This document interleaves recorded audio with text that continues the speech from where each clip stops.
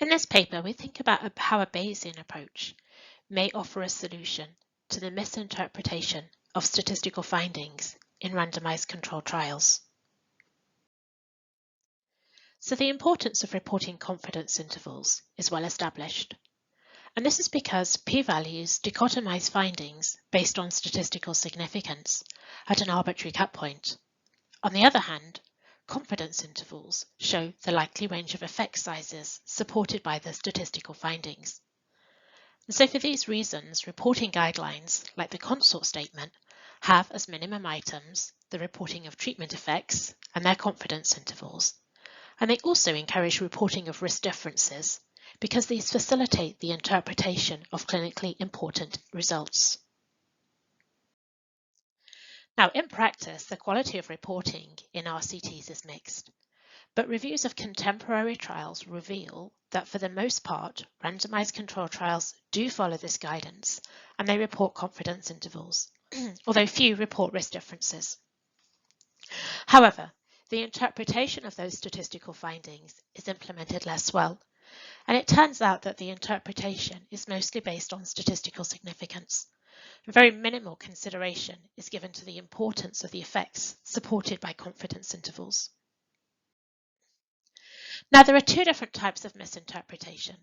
The first is technically incorrect, and this is where there's a conclusion that an intervention is ineffective, so that there's no difference between treatment and control arms, when actually the results are uncertain. This is known as conflating absence of evidence with evidence of absence. There is another type of misinterpretation. Now, this is not technically correct, but it's not very helpful. And this is where authors conclude that the findings are statistically non-significant, when a clearer conclusion could be made. And on the right-hand side, we have the review of the interpretation practices for a sample of 50 randomized controlled trials with non-significant binary outcomes published in high-impact journals. And we see that about 40% of those trials simply stated that the finding was statistically not significant, not very helpful.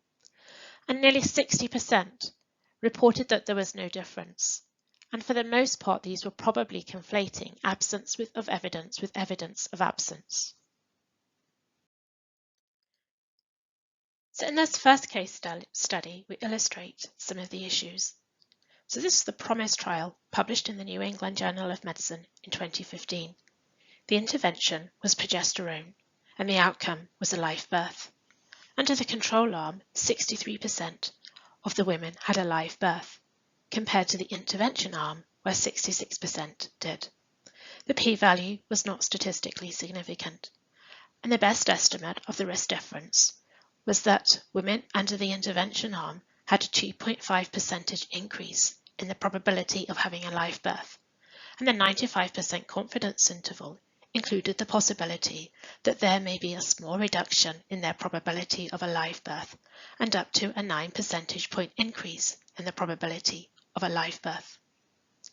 Now, the authors interpreted these findings as saying that progesterone therapy in the first trimester of pregnancy did not result in a significantly higher rate of live births, and also that their results do not support earlier findings of a Cochrane analysis that has suggested benefit of progesterone therapy. So what do these findings mean? Do they mean that progesterone is not useful, or do they mean that the finding is uncertain? Now, many might interpret this finding as meaning that the treatment is not beneficial. So some lack of clarity here. So can a Bayesian analysis help? So on the top, we have the frequentist analysis, and on the bottom, we have a Bayesian interpretation. So these represent posterior probabilities of effects, and in the first column, we've got the posterior probability that there is any benefit, which is equivalent to the risk difference being greater than 0 or the number needed to treat being greater than 0. And it turns out that in this case study, this is 77%. We can also work out posterior probabilities for other effect sizes. So in the second column, we have what we have termed a small benefit. And so we have set this to be a risk difference of greater than 0.5 percentage points, or equivalent to a number needed to treat of less than 200. and in our case study, this turns out to be 74%. And again, in the next column, we determine the posterior probability for what we're calling a moderate benefit, and we have set this to be a risk difference of more than 1 percentage point, equivalent to a number needed to treat of less than 100. And in the final column, we have what we have termed a large benefit. So we have set this to be a risk difference of greater than 4 percentage points, equivalent to a number needed to treat of 25. And in our case study, it turns out that this is 31%. So these results probably rule out that there is a large benefit of this treatment. But because these posterior probabilities hover at around 70%, this 70% is probably not large enough to be indicative of a definitive finding, but equally we cannot say that these treatments are not comparable with a small effect. So this Bayesian interpretation helps clarify that these findings are probably uncertain. Case study 2 is the PRISM trial published in the New England Journal of Medicine in 2019. Again, the intervention was progesterone and the outcome was live birth. Now this time under the control arm, 72% of the women had a live birth compared to 74% under the intervention arm. The p-value was not statistically significant at 0.08, but this time it was closer to the threshold of 0.05.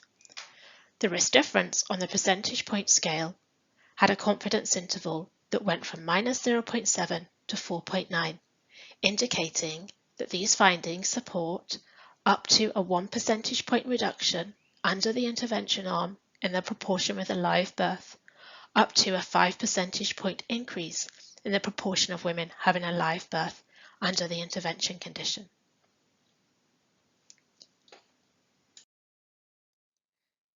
So the authors concluded that among women with bleeding in early pregnancy, progesterone therapy did not result in a significantly higher incidence of live births compared to the placebo.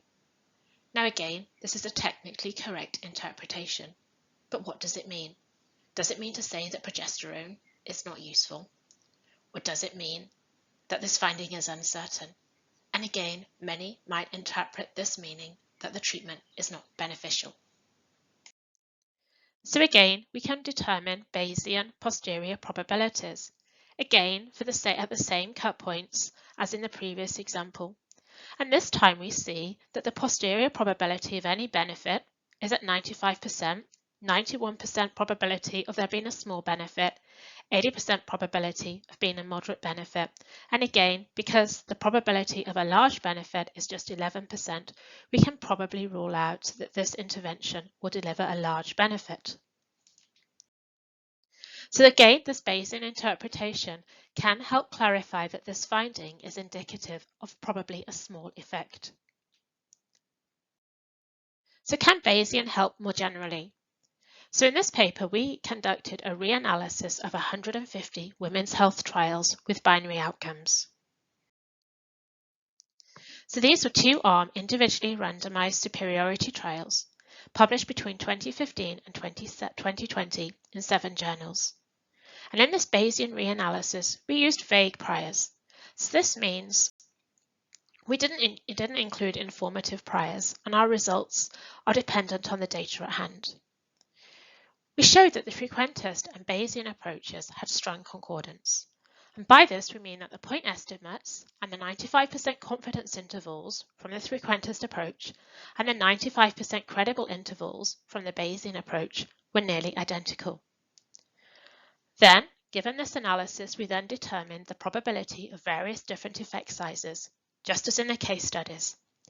Now again, whilst these cut points that we used here were somewhat arbitrary, in any given trial, these can be carefully aligned with what are anticipated to be clinically important effects. So here are our findings. We had 102 non-statistically significant trials in our sample. And for those 102 non-statistically significant trials, 98% of those represented, according to our Bayesian approach, an uncertain finding for the primary outcome. On the other hand, For the 48 statistically significant trials, 42% of those had strong statistical evidence of a large effect, 35% had evidence of a small effect. A handful, 8%, we identified an unanticipated effect, and in 15% the evidence was uncertain. So in conclusion, many randomized control trials which are statistically not significant are interpreted as having evidence of no effect. Essentially, authors are making a type 2 error.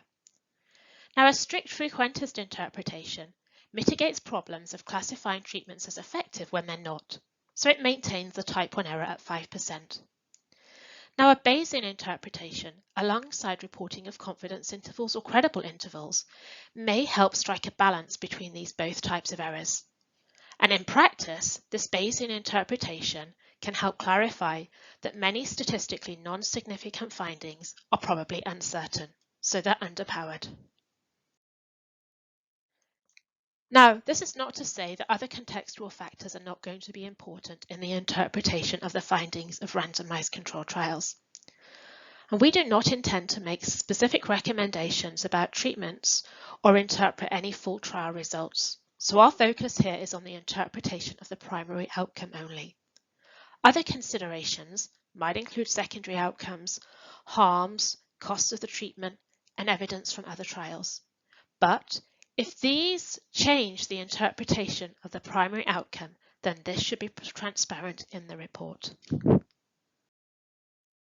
So thank you for listening, and the full details of the findings that have been presented in this presentation can be found in this paper as cited here. Thank you.